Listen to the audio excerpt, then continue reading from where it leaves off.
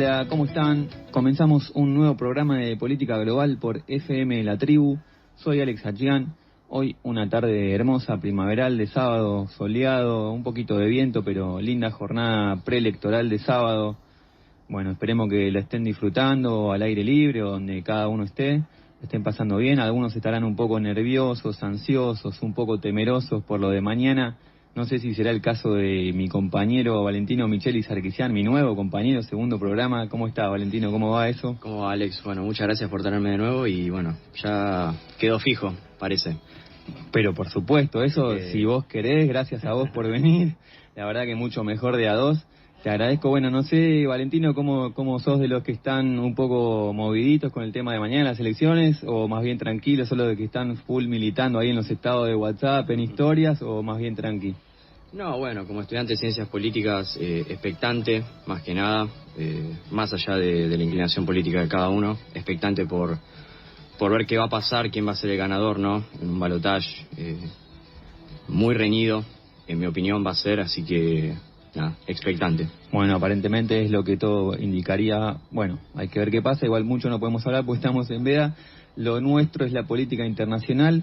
Pero antes que nada, un llamado a la solidaridad. Un hotel, por favor, hay que conseguirle para Roger Waters, el pobre.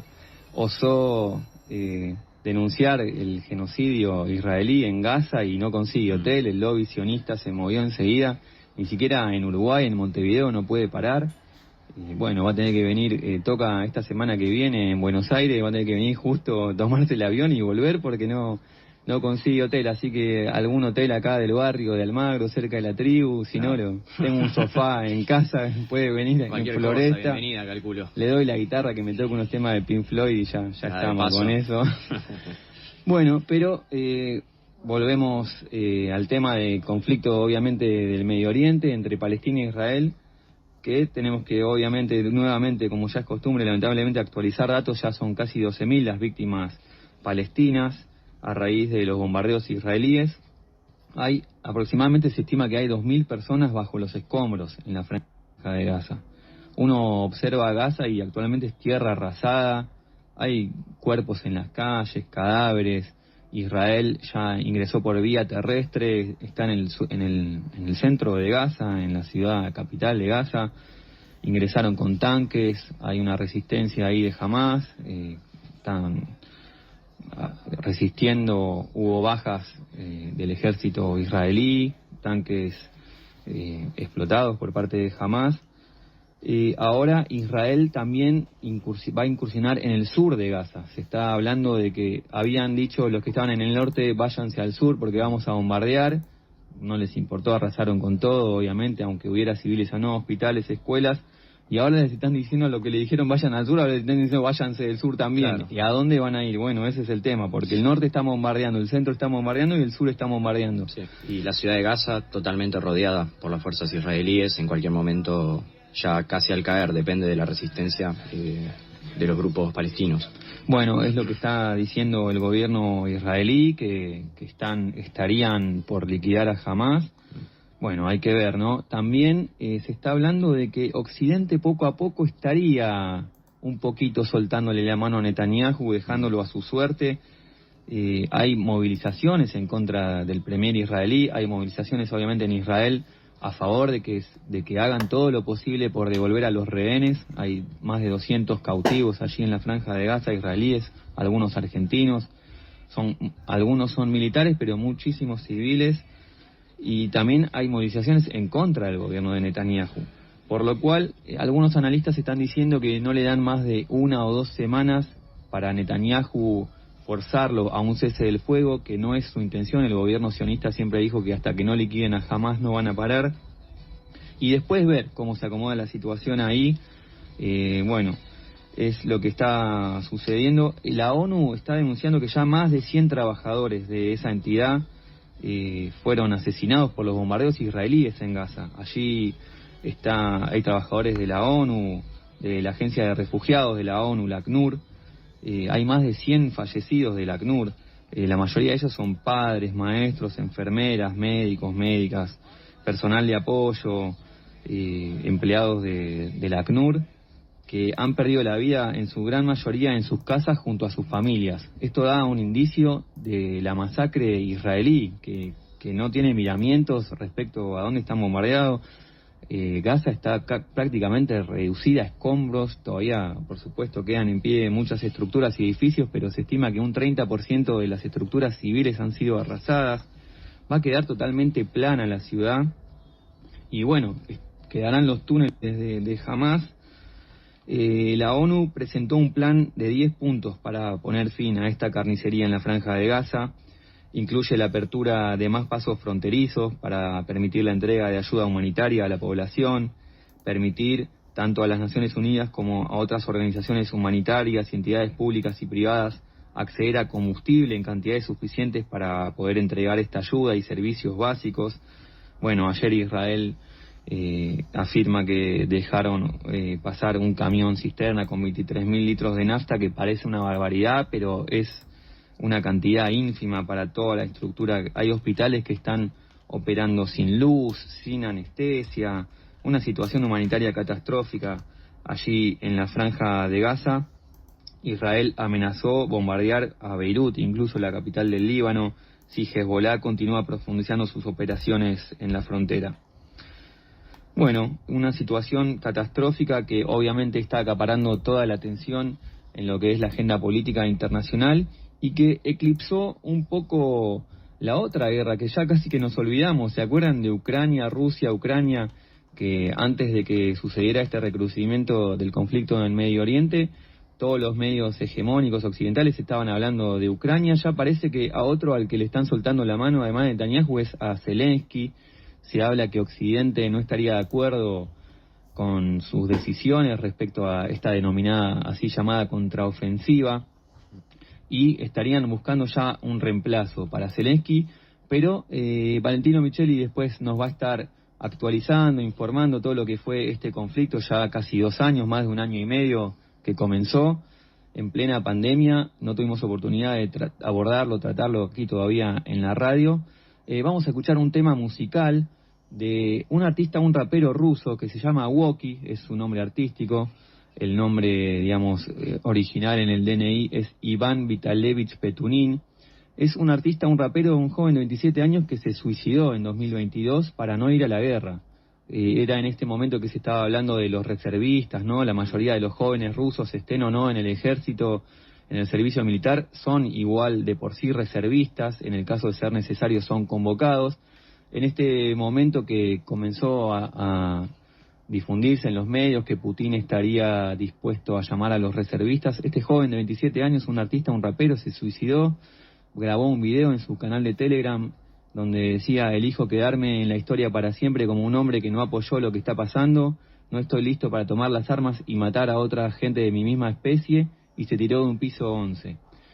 Así que bueno, igual en los últimos periodos ya estaba atravesando una especie de depresión, fue internado en un psiquiátrico, y allí, después que salió del psiquiátrico, estuvo internado, grabó un álbum que se llama Lobos en un hospital psiquiátrico, en ruso por supuesto, un disco muy interesante que le estuve escuchando, y de allí vamos a escuchar el tema Yane Shushetsbuyu, perdón por mi ruso, que significa no existo. Vamos a escuchar entonces este tema de Woki, y a continuación Valentino Micheli nos actualiza todo sobre el conflicto de Ucrania.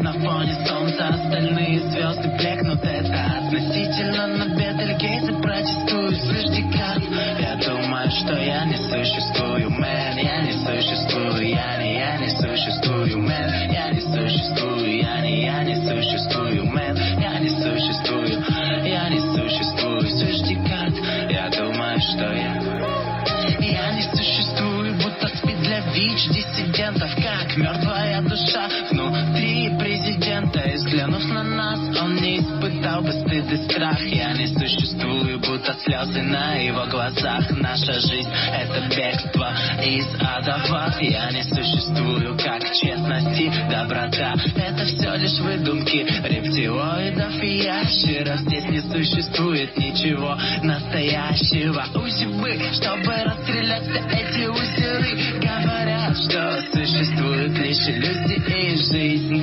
не оправдала ожиданий. Да вообще это не жизнь, а какое-то проживание. Жизнь, когда ключ из истока станет тут бурным потоком. Жизнь — это взрыв, который выбьет помог на и жить. Это лишь упорство несущейся пули. Только жаль, что ее не существует.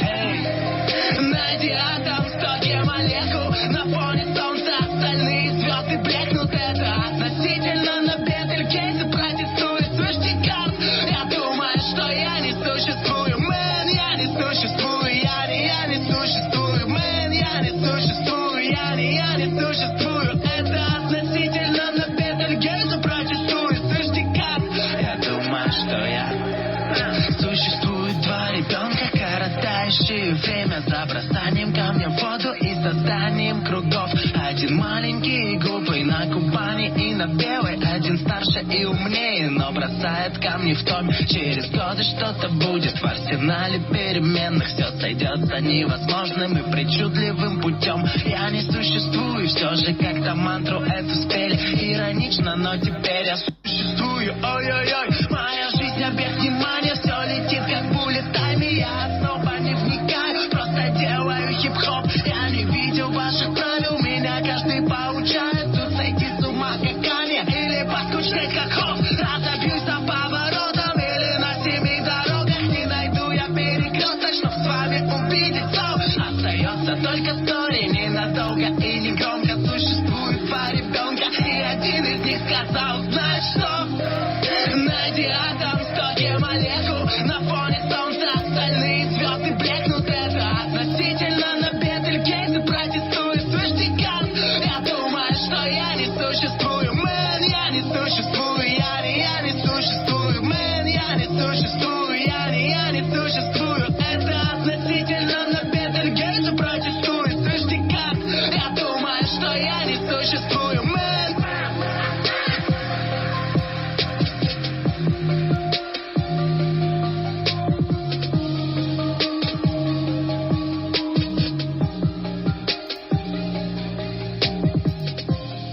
Visita nuestra web y seguinos en las redes politicaglobal.ar.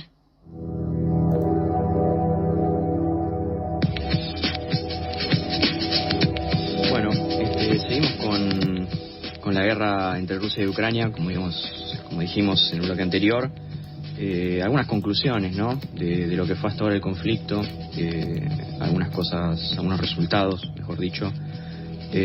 Bueno, en primer lugar, lo que iba a ser la operación militar especial que Putin tenía planeada para que dure solo unos días, era tomar Kiev, era derrocar a Zelensky y marchar victorioso sobre Kiev. El ejército ruso no pudo hacerlo los primeros días de marzo del 2022. Recordemos que el conflicto inició el 26 de febrero, cuando se lanzó la operación militar especial, que por todos los flancos, incluso de Bielorrusia, Kiev buscando el golpe de estado a Zelensky, no lo consiguieron de ninguna forma y bueno, el conflicto se sobreextendió en tiempo, espacio, etcétera, llegó a otros rumbos, digamos, y a otros objetivos.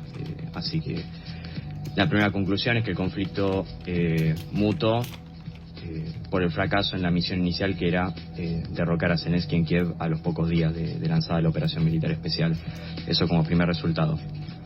Sí, Valentino, no sé si vos estás de acuerdo. Yo me acuerdo cuando comenzó esta guerra, muchos analistas políticos, hasta militares, que yo escuché de renombre, muy respetados, decían, esto dura 15 días, esto dura 3 semanas, Rusia va a arrasar, tiene con el arsenal nuclear que tiene, todo. Bueno, ya llevamos casi 2 años, así que lo importante es este primer punto que marcás respecto del estiramiento de este conflicto, mucho más allá de lo previsto. Ningún analista imaginaba, todos daban por descontado que Rusia, si quiere, casi que lo pisa por encima a Ucrania. Yo no escuché a nadie que que dijera que esto puede durar en un comienzo, apenas empezó, Sí, fue no, totalmente imprevisto, nadie se esperaba. Totalmente este impensado. conflicto. Impensado que se haya estirado por 1 año y medio, casi 2, como lo vemos hoy en día, y que la guerra esté hoy en día en un punto muerto, básicamente porque, bueno, la ofensiva rusa, si bien tuvo muchos avances, si bien han tomado una importante porción de la franja este del territorio ucraniano, lo que era la nueva Rusia histórica que quería Putin recrear, unir con Crimea y llegar hasta Transnistria, incluso hasta el territorio moldavo, para unir con la zona sur, la zona este. No lograron, digamos, avances superlativos desde que se quedaron en esas posiciones, digamos, desde el principio de la guerra que tomaron esas posiciones no avanzaron mucho más, y la contraofensiva ucraniana, como estábamos hablando recién, algo esbozaste, no ha sido una buena idea para Zelensky. Digamos, cualquier persona que sabe un poco de términos militares y de fuerza relativa sabe que Ucrania nunca iba a poder reconquistar, como planeó Zelensky, los territorios, digamos, de la forma que lo planeó, por temas de fuerza, digamos, y de disparidad de fuerzas.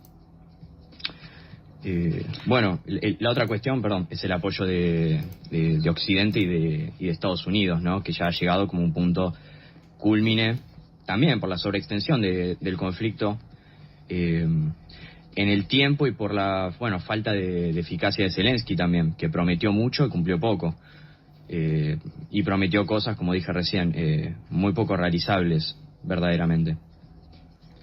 Sí, Zelensky justamente se le han prometido más armamento, ya se está empezando a notar un poco, ¿no? Que le están de a poquito soltando la mano. Sí. Francia dijo, bueno, hasta acá llegamos con la ayuda así desinteresada, ahora Ucrania va a tener que negociar directamente con la industria armamentística francesa.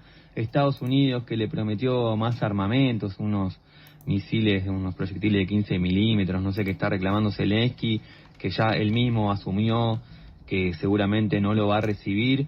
Estados Unidos está recortando un poco los fondos de ayuda a militar a Ucrania. Bueno, se está empezando a ver un poco que le están soltando la mano de a poco a Zelensky. Bueno, obviamente el conflicto recrudecido del Medio Oriente, el apoyo que está recibiendo en este momento Israel de Occidente, también ha dejado en un segundo plano lo que es Ucrania, y Estados Unidos, que a fuerza de la ayuda que le dio militar a Ucrania, incluso se dice un artículo muy interesante del Asia Times que estuvimos compartiendo en nuestro portal politicaglobal.ar, que Estados Unidos hasta financia no solo armamento y sueldos militares, sino sueldos políticos del gobierno de Ucrania, por lo cual un gobierno totalmente dependiente de Estados Unidos va a hacer lo que quiere allí en Ucrania. Y bueno, este recorte de fondos que se está viendo desde Washington va a poner en riesgo la ayuda a Ucrania, y bueno, Zelensky ya se resigna a que esta disminución de la entrega de armas, bueno, a raíz del conflicto entre Hamas e Israel, está casi que pendiendo de un hilo el liderazgo de Zelensky, que fue utilizado por la OTAN para lanzar una guerra subsidiaria contra Rusia. Sí, tal cual. Y como decíamos recién, ¿no? Esta injerencia de Estados Unidos, esta nueva injerencia, ¿no? En países extranjeros, y no directa, obviamente, porque Ucrania no es miembro de la OTAN, no es miembro de la Unión Europea, sino indirecta, y bueno, hasta involucrándose en la política interna ucraniana. Es la verdad algo que llama bastante la atención, ¿no? Hace, digamos, recordar a las viejas épocas de las intervenciones de Estados Unidos, ¿no? En países extranjeros, no solo en Medio Oriente, sino también en los Balcanes.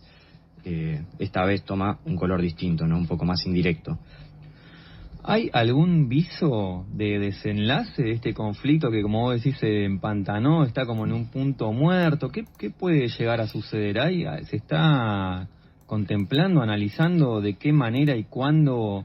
Obviamente la contraofensiva ucraniana no dio los resultados que vos decías, que de antemano se sabía que no iba a reconquistar los territorios que ya ganó Rusia, pero bueno, sin embargo, allí estuvo apuntalado por Occidente en esa causa, digamos, condenada desde un comienzo. Hoy está así la guerra empantanada.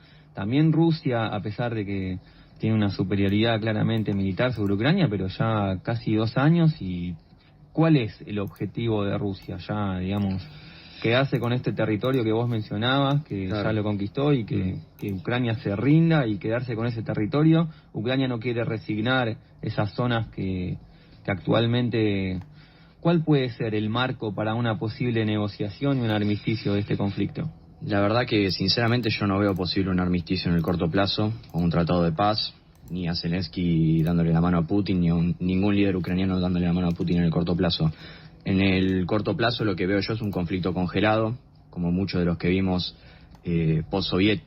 conflictos postsoviéticos que vimos, un conflicto que va a quedar seguramente con estos resultados, ¿no? Con Rusia ocupando esta porción de territorio que recién mencioné de Ucrania.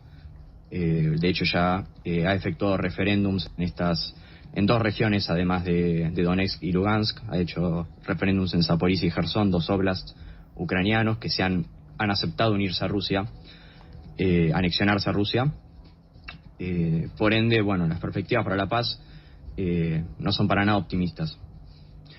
Y ya se abre también un frente interno a Zelensky en la propia Ucrania. El malestar en el seno del propio ejército ucraniano también está creciendo día a día, y incluso suena un posible nombre como reemplazo de Zelensky, es el comandante Valery Zaluzny, que estaría sonando con fuerza para sustituir al actual presidente. Y en los próximos meses se habla de que la salida del poder de Zelensky podría venir tras la celebración de las elecciones en el mes de marzo, o bien fruto de un golpe de Estado organizado por la CIA y el MI6, el Servicio Secreto Británico. Bueno, Occidente estaría dispuesto de esta forma a comenzar una negociación con el Kremlin. Bueno, vamos a ver qué sucede con ese conflicto. Muy buena la columna de Valentino actualizándonos, ya pasó un año y medio, casi 2, de este conflicto. Pero bueno, otra noticia importante que hubo en la semana fue, bueno, el encuentro esperado entre choque de potencias mundiales, China, Estados Unidos, una disputa imperialista ya sin ningún ocultamiento. Se disputan el dominio mundial, estos dos aspirantes de imperialistas. Bueno, encuentro entre Xi Jinping y Biden en Estados Unidos. Sí, bueno, un encuentro que luego generó polémica, ¿no? Porque Biden al segundo salió erróneamente a calificarlo como dictador, aunque bueno, después la dibujó como que bueno, China tiene un régimen especial, distinto al nuestro, pero bueno, es un dictador, digamos. Pero sí, bueno, la reunión fue muy positiva en general, acordaron sobre temas cruciales para Estados Unidos, tanto como para Estados Unidos como para China, como el cambio climático, digamos, cooperación con el cambio climático, con la lucha contra el tráfico de fentanilo, que es un tema que tiene muy alarmado a los Estados Unidos, a los barrios bajos de las grandes ciudades de Estados Unidos, están teniendo una epidemia de fentanilo terrible. Y bueno, y también en comunicación en términos militares, ¿no? Restablecer las relaciones militares luego de la visita de Nancy Pelosi a Taiwán el año pasado, que un poco hizo tensar las relaciones entre Beijing y Washington D.C. Sí, bueno, justamente Xi Jinping señaló que el tema de Taiwán es una línea roja, que el apoyo militar de Estados Unidos a Taiwán, eso no lo permite. Bueno, muy positivo también, bueno, llegaron a estos acuerdos que vos mencionaste respecto de la comunicación directa en temas militares, para que no haya ahí malos entendidos que puedan provocar una escalada militar peligrosa.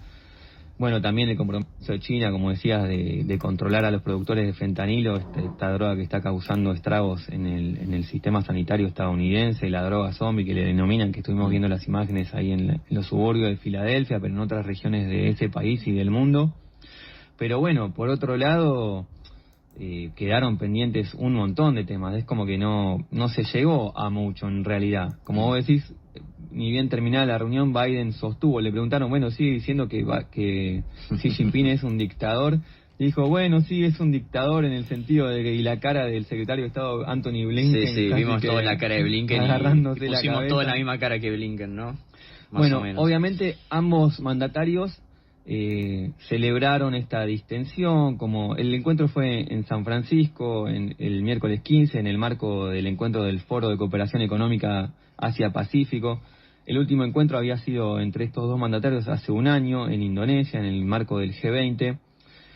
Bueno, pero la disputa va a ser cada vez mayor y más directa. Estados Unidos está yendo al choque de China sutilmente, rearmando a Japón, abasteciendo a Corea del Sur, firmó un acuerdo militar con Filipinas, forjó el AUKUS, que es esta alianza militar con el Reino Unido y Australia. Allí hay una disputa muy fuerte en la zona del Pacífico Sur, como estábamos mencionando la semana pasada, entre China y Estados Unidos.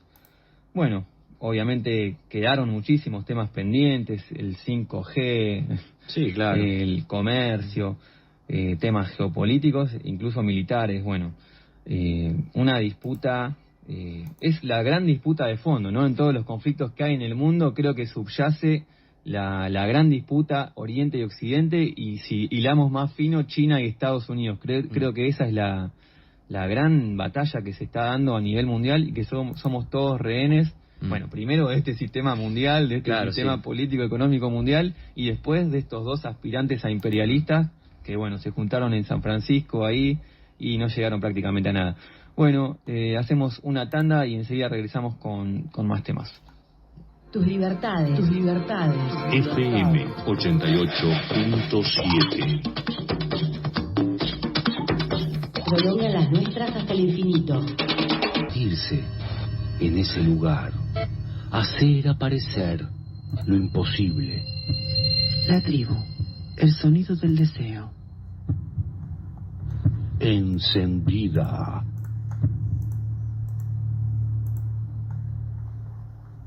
Estás escuchando Política Global por la Tribu.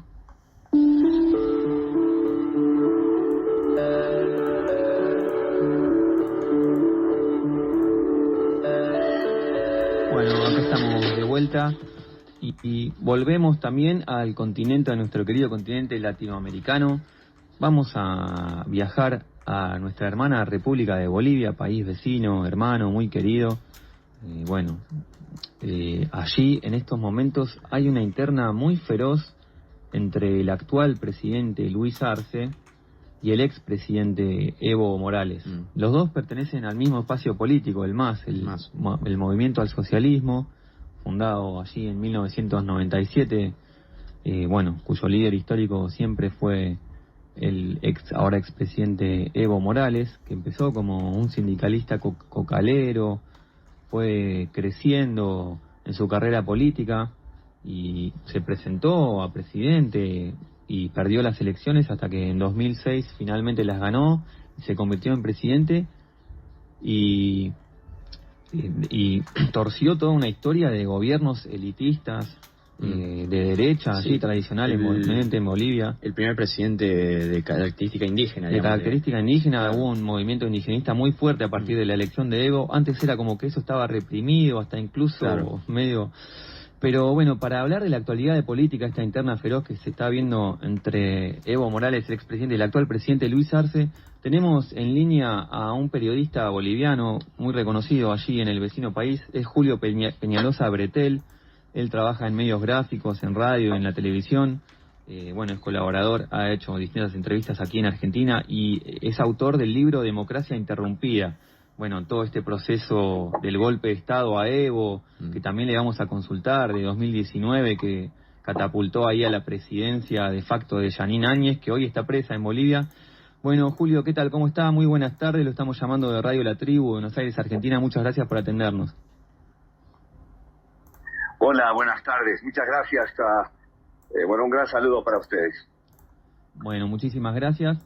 Bueno, estábamos mencionando, actualmente hay un conflicto allí, incluso en el Tribunal Electoral, ¿no? Porque hubo elecciones internas en el movimiento, en el MAS, en el partido político gobernante, que ganó Evo Morales. Él es el líder actual del espacio político oficialista, pero el Tribunal Electoral como que no dio por válida estas elecciones. Están allí acampando frente al Tribunal Electoral partidarios de Evo. Hay una interna feroz entre el presidente Luis Arce y Evo Morales, que fue quien lo ungió como presidente de alguna manera después de lo que fue el episodio que usted narra en su libro, el golpe de Estado a Evo, que no se pudo presentar para su tercera presidencia. Vino un año de Yanine Áñez y ahora Luis Arce, que apenas empezó a gobernar, al poco tiempo, en 2021, se empezó a distanciar de Evo Morales. Creo que hubo un desacuerdo ahí en cuanto a remoción de ministros. ¿Nos puede aclarar un poco cuál es esta interna entre Evo y Luis Arce? ¿Por qué se dio? ¿Cómo es que actualmente comparten el espacio político pero tienen una interna tan feroz?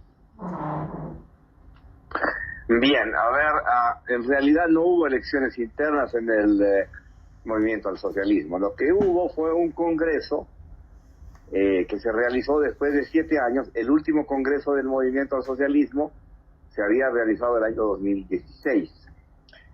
El Congreso no contó con la participación de organizaciones sociales representativas que forman lo que se llama el Pacto de Unidad.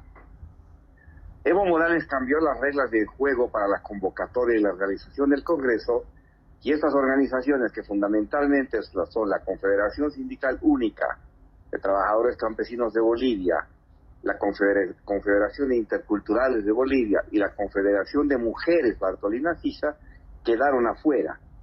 Para que tengan una idea de lo que hizo, eran, digamos, en el anterior Congreso habían como 200 delegados por cada organización de las fundamentales de estas que nombro, y de esas 200, en este Congreso que organizó Evo, solamente quedaron 5 representantes, o sea, una diferencia sideral.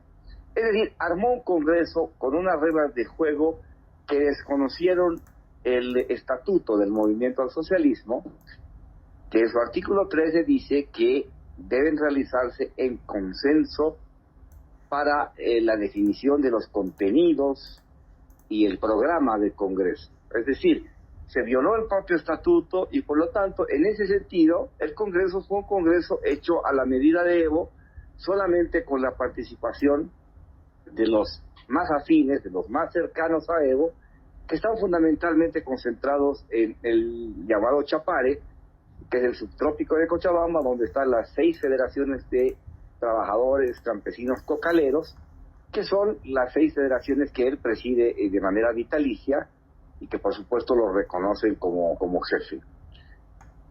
Tenía que haber una participación del Tribunal Supremo Electoral, para arbitrar este Congreso, pero finalmente no sucedió en términos estrictos, no hubo una supervisión como la ley manda, y finalmente hubo un dictamen del Tribunal Supremo Electoral que determinó que el Congreso estaba mal hecho, que hay que convocar a otro, y que por lo tanto Evo Morales, que en ese Congreso fue reelegido como jefe del MAS, no es reconocido por la autoridad electoral, y esa es una primera parte del conflicto y de la crisis que está viviendo el MAS en este momento.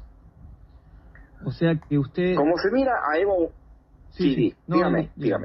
O sea que, según usted señala, el Tribunal Electoral está en lo correcto en impugnar este nuevo liderazgo que surgió de Evo Morales a partir de ese Congreso. ¿Fue un Congreso amañado? No es según lo que yo pienso. Es lo que objetivamente se mira en términos de cómo está estructurado el estatuto del movimiento al socialismo. Ese estatuto no ha sido respetado. Bien. Y ahora estamos en el momento en que el MAS va a tener la obligación de convocar a otro Congreso con la participación de todas las organizaciones para armar los contenidos del Congreso y por lo tanto hacer un Congreso que tenga validez y que no queden excluidos unos y solamente estén participando los que convengan o no a los intereses de la estructura partidaria que, digamos, en este momento lleva las riendas del MAS. Esa es una parte del problema. La otra parte del problema viene ya de atrás. Evo Morales decidió que tenía que participar activamente en el manejo del gobierno, prácticamente desde fines del 2020, principios del 2021, y empezó a cuestionar al gobierno de Arce, lo empezó a impugnar, le empezó a pedir cambios de ministros, es decir, empezó a intervenir de una manera muy directa, muy invasiva, en el funcionamiento administrativo del gobierno.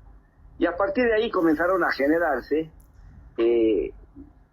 problemas, un debilitamiento en la relación entre Arce y Morales, hasta el punto en que en determinado momento Morales aludió al hijo del presidente Arce como autor presunto de negocios con transnacionales, con empresas extranjeras, para llevar adelante la explotación del litio, lo que dio lugar a una reacción, digamos, indignada de parte del presidente, que le reclamó a Evo Morales que se estaba metiendo donde no debía, y ahí las cosas, y a partir de ese momento las cosas fueron para peor.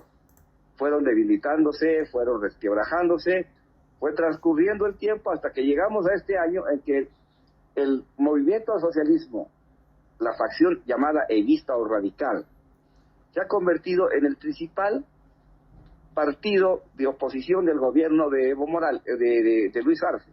No es la derecha la principal opositora al gobierno, no es la derecha, no es Comunidad Ciudadana de Carlos Mesa, ni Creemos de Luis Fernando Camacho, el gobernador de Santa Cruz golpista que ahora está con detención preventiva, acusado por delitos cometidos a propósito del golpe de 2019, y estamos en un momento verdaderamente complicado, porque ya no es la derecha el enemigo de Evo Morales, es Luis Arce, y ya no es para Luis Arce fundamental pelear contra la derecha, sino tener que arreglar los líos cotidianos de administración gubernamental y de gobernabilidad con la facción encabezada por Evo Morales, y por lo tanto es una disputa encarnizada dentro del movimiento al socialismo, que a continuación ha dado lugar a conformación de directivas en las cámaras de senadores y de diputados, en las que el gobierno de Arce ha acusado a Evo de haberse juntado con la derecha para pactar y para inviabilizar el gobierno, lo que ha sucedido en gran medida en las últimas horas, que no se ha podido aprobar el presupuesto reformulado del general del Estado, que dará lugar al funcionamiento de la economía para la gestión 2024. En otras palabras, el gobierno ha acusado ya frontalmente a Evo Morales, a partir de las actuaciones de Andrónico Rodríguez, que es el presidente del Senado, de haber cerrado un pacto con la derecha, con Creemos y Comunidad Ciudadana, y en ese pacto, producto de ese pacto, hay un supuesto acuerdo político, programático, legislativo, en el que se reconoce, por ejemplo, que hubo presos políticos, que hay presos políticos, cuando todos sabemos que los que están detenidos producto del golpe de Estado han cometido delitos de distintas magnitudes, que han violentado la Constitución y que han participado, por ejemplo, en las masacres de Sacaba y Sencata, en las que murieron 38 personas. Entonces, el panorama, que fuera de Bolivia no se conoce tal como lo estoy describiendo en este momento, es muy complicado, y para quienes siguen el proyecto nacional popular encabezado por Evo Morales, que finalmente fue quien viabilizó la candidatura de Luis Arce y de David Choquehuanca a la presidencia y a la vicepresidencia, hoy día tenemos que el enemigo principal no es ni la derecha, ni la injerencia norteamericana, ni los grandes intereses transnacionales en nuestros recursos naturales. El principal enemigo de Evo Morales es Luis Arce Catacora, presidente del Estado, y el principal escollo para poder gobernar Bolivia para Luis Arce no es la derecha tampoco, sino Evo Morales. Ese es el panorama en el que en este momento está atascada Bolivia. Claro. Y ahora Evo Morales, sin embargo, no parece dar el brazo a torcer en su disputa encarnizada con Luis Arce, y en sus críticas lo está acusando de derechizarse y de estar queriendo afianzarse al poder. ¿Cómo ve la salida de este conflicto interno? ¿Alguno de los dos se va a tener que ir del espacio oficialista y formará su propio partido, movimiento, y se disputarán la presidencia en las elecciones de 2025? ¿Esto es lo más viable, lo más posible, según su opinión, su visión? Tal como están las cosas, si mañana tuviera que tomarse cierto tipo de decisiones para viabilizar una candidatura, yo creo que la salida sería catastrófica, porque probablemente Morales terminaría siendo el candidato contra viento y marea del movimiento al socialismo. Es probable que Arce pueda ser candidato con otra sigla política, y el voto del MAS, digamos, un voto duro de 30-40% de votación de base, podría convertirse en una votación partida por la mitad de 20-20, que eso es lo que viene insistiendo el ex vicepresidente Álvaro García Linera. Podría dar lugar finalmente a que cualquier partido de la derecha, sin grandes méritos, sin gran programa de gobierno, sin gran visión de país, pueda ganar la elección producto de esta división y producto de este desastre. Ese es el panorama. Evo Morales quiere ser candidato contra viento marea, es lo único que le interesa, ser candidato. Él ha dejado de ser el líder conductor del llamado proceso de cambio para convertirse en el nuevamente potencial candidato del MAS, que ese es su interés fundamental, y a partir de ahí ha dinamitado la relación con Arce, ha dinamitado la relación con el gobierno, lo acusa de derechizarse, por su lado el gobierno se defiende y también acusa de derechizarse a Evo, y por lo tanto estamos en una especie de diálogo de sordos, verdaderamente penoso, cuando en realidad el factor potente, sólido, que dio lugar a la construcción de este proceso por más de 14 años, es la unidad. Por eso se llama pacto de unidad. Tiene un gran sentido el hecho de que sea el pacto de unidad el que le da vida al movimiento al socialismo. A ver, voy a explicar esto que es muy importante. El movimiento al socialismo se llama Movimiento al Socialismo -- Instrumento Político para la Soberanía de los Pueblos. En realidad, ese instrumento político para la soberanía de los pueblos, IPSP, que es el instrumento en el que están nucleados los sindicatos campesinos, de indígenas originarios, de mujeres y de los gremios de las ciudades, es el que da vida al MAS. Por lo tanto, el MAS no es un partido tradicional en el sentido clásico de la palabra. No es un partido orgánico como lo puede ser cualquier partido convencional fundado en una ciudad capital, en un X país. No, este es un movimiento en el que el IPSP valida al MAS y no al revés. Y lo que ha pasado con el Congreso del MAS es que el IPSP ha quedado afuera del Congreso y por lo tanto se ha partido esa sigla, MAS IPSP, que ha dado lugar a este Congreso en que el IPSP ha quedado afuera. Por lo tanto, el IPSP que está conformado básicamente o encabezado por campesinos, por interculturales, que son los indígenas, los campesinos trabajadores de la tierra en distintos lugares del país, y las mujeres, sus organizaciones representativas y reconocidas por sus regiones, etcétera, etcétera, han quedado afuera. Entonces, y Evo Morales dice que esas no son las organizaciones representativas, que las organizaciones representativas están con él y por lo tanto también estarían partidas esas organizaciones. En otras palabras, hay una tarea autodestructiva verdaderamente penosa, lamentable, para quienes están por fuera de todo este manejo y que en su momento depositaron votaciones extraordinarias para Evo Morales y para el proceso, que llegó a ganar elecciones con el 55 y 60 y 63% entre 2005 y 2019, y hoy día estamos a punto de ser testigos de un desastre en el que electoralmente, por supuesto, si las cosas siguen como están, si la tendencia sigue siendo la misma, vamos a ir a una situación de rompimiento que no va a tener remedio, va a ser irreversible, y cualquier Milei aparecerá por ahí, o cualquier Bukele, ¿no? O cualquier Bolsonaro, cualquier outsider de la derecha, cualquiera de estos monstruillos que de tanto en tanto aparecen en nuestras realidades, en nuestros países, y fruto del desconcierto y la descomposición del sistema político, bueno, pues vienen y divide y reinará, dice la máxima, ¿no? Política. Y eso puede suceder, lamentablemente, por cómo está funcionando. Yo no estoy en el plan aquí de atacar o de cuestionar, este tiene la culpa, este es inocente, este está haciendo bien las cosas, este las está haciendo mal. No, el punto es que las cosas están desarrollándose de tal manera que esto está provocando una autodestrucción. En el recuento de los daños veremos quién le hizo daño a quién, pero eso es el objetivo que les puedo contar a ustedes para que se sepa lo que realmente está pasando en profundidad con la realidad política boliviana, mientras el gobierno de Arce está haciendo todo lo posible por llevar adelante una política económica coherente. Tenemos la inflación más baja del continente, tenemos al país de crecimiento económico tercero de la región, a pesar de que los hidrocarburos no se han logrado explotar en los últimos 7, 8 años como se hizo hasta el 2014, seguimos viviendo de los hidrocarburos. El proyecto de la industrialización del litio es importantísimo y eso nos va a dar de comer por muchísimos años. Hay que recordar que somos el país con mayores reservas de litio del mundo, ¿no?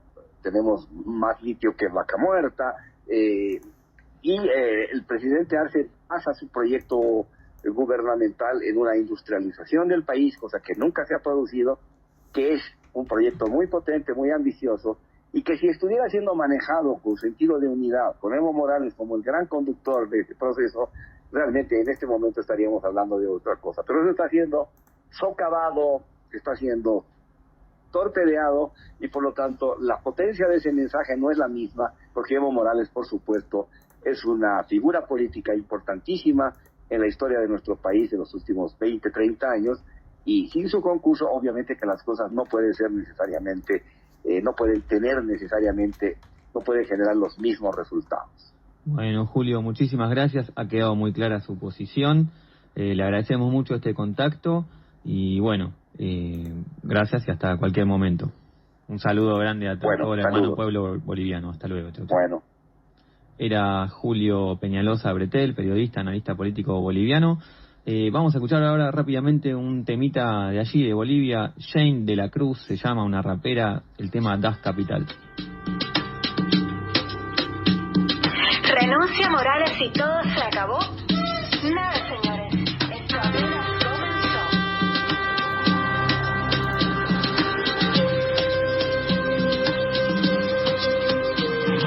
Bolivia unida de llano a la altura, ondeando sus orgullos contra la dictadura, con tierra, con pitita, con tronco, con llantita, bloqueando las hormonas de Quintana y de Granita. Vamos con la presi, vamos a elecciones, vamos con Pumacho, la pelearon los dioses. Qué hermoso, qué bonito, se fue la reelección, pero lo que sigue es la sucesión. Sigue el exterminio, sigue la apropiación, sigue los discursos, sigue la corrupción. Vas a un influencer, Tinker nos vendió, querías el poder, al Chado perdonó. Recao la Caínto y esta pega esa cruz, nos meten el chofar donde no llega la luz. Te traigo esta cartita, métela al velador, al lado de Luis Arce y tu consolador. Pancho, Pachito, fascismo, salió del sindicato, lleva el empresarial. Dijo en el Estado, se vuelve marginal, y a la madre tierra la vende por quintal. Por paz, por la paz y en la paz, con donde dinamita querían atacar. ¿Crees que es tu sigla que quieren resguardar? ¿Para qué te canto tanto? La tenés que captar. Medio capital, dos capitales, medio capital, tres capitales, medio capital, cuatro capitales, todo Panamá. Un capital, medio capital, dos capitales, medio capital, tres capitales, medio capital, cuatro capitales, todo Panamá. Macho, machito, machismo, queda el patriarcado con perro y pantalón. Quedan los compadres, quedan los parientes, quedan los tratados, que queda el mumbatón. Es un dancehall, caballeros, aquellos del oriente, aquellos de la costa. De un Borochi, la llevo de metal. Si sos con huevos, mostra la cara ya. Me dio la mami. Vos venís a mí. Vos no vivís aquí. Ni a ni me conocí. Vuelven los perseguidos, ¿a dónde llegarán? Cuiden sus gallinas, el zorro va a atacar. Fue una revolución, sin evolución. Evo ya se fue, quedó un ruiseñor. No importa dónde vas, ni con quién estás, ni todo lo que haces, ellos te anularán. Te capacitarán, te manipularán. Levanten bolivianos, el mundo por cambiar. Y es que la política es así, no es un instrumento, es simplemente el fin. Ni Stanley, ni Smith, ni George Luther King, ni Chomsky, ni Mandela. Bolivia no es así. Capital, medio capital, dos capitales, medio capital, tres capitales, medio capital, cuatro capitales, todo Panamá. Un capital, medio capital, dos capitales, medio capital, tres capitales, medio capital, cuatro capitales, todo Panamá. Un capital, medio capital, dos capitales, medio capital, tres capitales, medio capital, cuatro capitales, todo Panamá. Un capital, medio capital, dos capitales, medio capital, tres capitales, medio capital, cuatro capitales, todo Panamá. Bolivia no es así, y en mis venas corre hit. Y antes de que me olvide, lo único chile en vos son tus pendejos.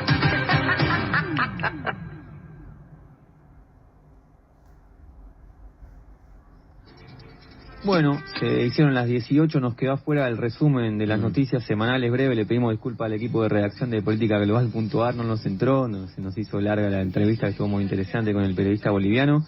Bueno, Valentino Micheli, muchas gracias por acompañarnos nuevamente, una grata presencia que nos ayuda mucho a tu aporte. Bueno, gracias Alex, nuevamente por por invitarme a participar, como decíamos al principio, ya quedé fijo. Sí, quedaste en planta permanente. Planta permanente. No se te ocurra renunciar, Bien dicho. Bueno, mañana a votar, la gran fiesta democrática, van a estar todos los medios a cumplir nuestro deber cívico con alegría. Sí, pero fundamentalmente esperemos que se den en paz y en democracia como estamos acostumbrados los argentinos. Así es, Frankenstein o Drácula, esa es la cuestión. Pase lo que pase, la lucha continúa, hay que estar firme, se viene un gobierno de ajuste contra los trabajadores, los que somos monotributistas, laburantes, desocupados, en negro, inquilinos, tenemos que estar firmes y unidos para aguantar la que se viene. Gracias, buen fin de semana, muchas gracias a Juan en la operación técnica, excelente como siempre, un gran profesional y un excelente ser humano, como dice el lugar común. Un grande Juan. Un grande Juan, hasta el próximo sábado. Godsnära och ökta rolang I tjusar och kräng